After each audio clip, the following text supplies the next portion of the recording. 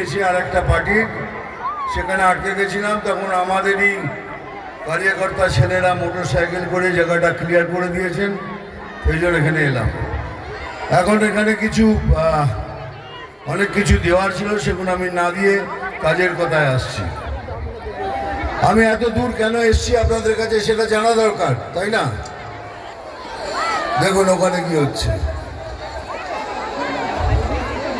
ধৈর্য ধরুন, আরে আসুন না, কি করছেন আপনারা? ধৈর্য ধরুন। হ্যালো হ্যালো ভাই, একটু যদি তোমরা শান্ত নাও, কিছু বলে দরকার নেই, আমি চলে যাচ্ছি। একটু একটু শান্ত হয়ে যাও।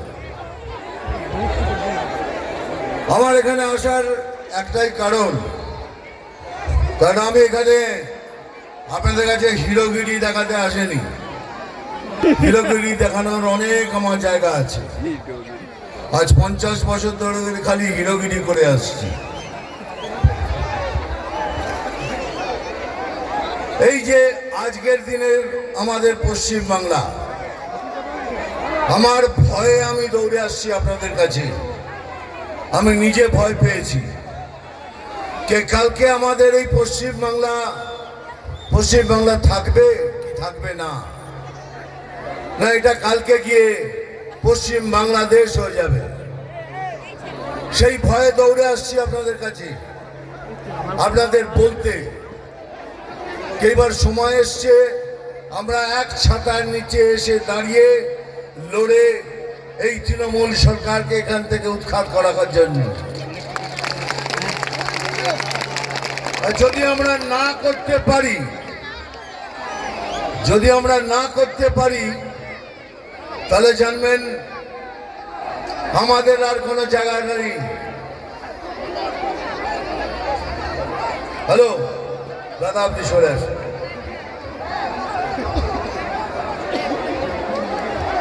এটা করে মনে রাখবেন, তারপরে আমাদের আর কোনো থাকার জায়গা নেই। ওদের অনেক জায়গা আছে থাকার, কিন্তু বলতে পারেন হিন্দুদের জন্য কোনো জায়গা আছে, কোনো দেশ আছে যেখানে গিয়ে আমরা থাকতে পারবো? কোনো জায়গায় থাকার জায়গা নেই। সেই জন্য বলছি আমাদের সবাইকে এক ছাতা নিতে এসে, সমস্ত সনাতনীকে এক ছাতায় নিচে এসে লড়তে হবে। এখানকার আমার এখানে যত কার্যকর্তা আছেন, যত বড় বড় নেতা বসে আছেন, তাদেরকেও হাত জোর করে অনুরোধ করছি, যদি আপনাদের মধ্যেও কোনো মনোমালিন্য থাকে ইলেকশন অবধি সেটা মিটিয়ে নিন। একসাথে লড়ুন, একসাথে লড়ে দেখিয়ে দিন কি আমরাও পারি। কেন আমার মুখটা কতবার দেখবেন মুখটাকে?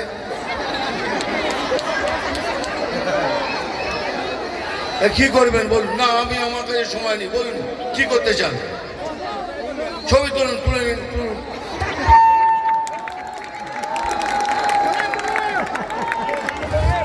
হয়ে গেছে, এবার কথা বলবেন, বারবার কথা বলবেন। আপনাদের তোলা আছে, তুলুন।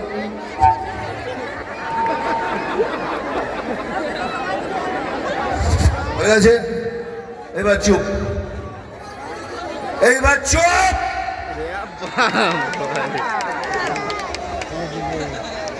আপনারা এতক্ষণ ধরে বসে আছেন, আমার নিজের লজ্জা করছে। এতক্ষণ ধরে বসে আছেন, আপনারা কষ্টে বসে আছেন। আমি 2 ঘন্টার গাড়ি করে চালিয়ে আসছি, এই তখন থেকে কথা বলে যাচ্ছেন। থাক না, হ্যালো থাক, যে যেমন আছে থাক, ধাক্কা ধাক্কি করবেন। আপনাদের 2-3টে কথা বলার আছে। এই দেখুন, এই যে কিছুদিন আগে আইপ্যাকের অফিসে ইডি রেড হয়েছে। ইডি কিন্তু বিজেপির নয়, সিবিআই বিজেপির নয়, কিন্তু এটা আমাদের ঘাড়ে চাপিয়ে দেওয়া হয়েছে। ইডি একটা নতুন সংস্থা, আলাদা সংস্থা, সিবিআই একটা আলাদা সংস্থা।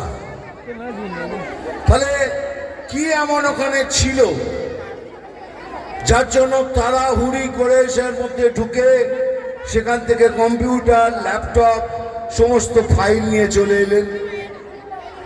কি কি ছিল তার মধ্যে? শোনা যাচ্ছে সেখানে নাকি পরিকল্পনা ছিল এই বাঁধরামোটা কখন বন্ধ করবেন। তুলুন ছবি, সব থেকে বেশি চাওয়া ছিল, তুলুন তুলুন। হয়েছে তাতে কি ছিল?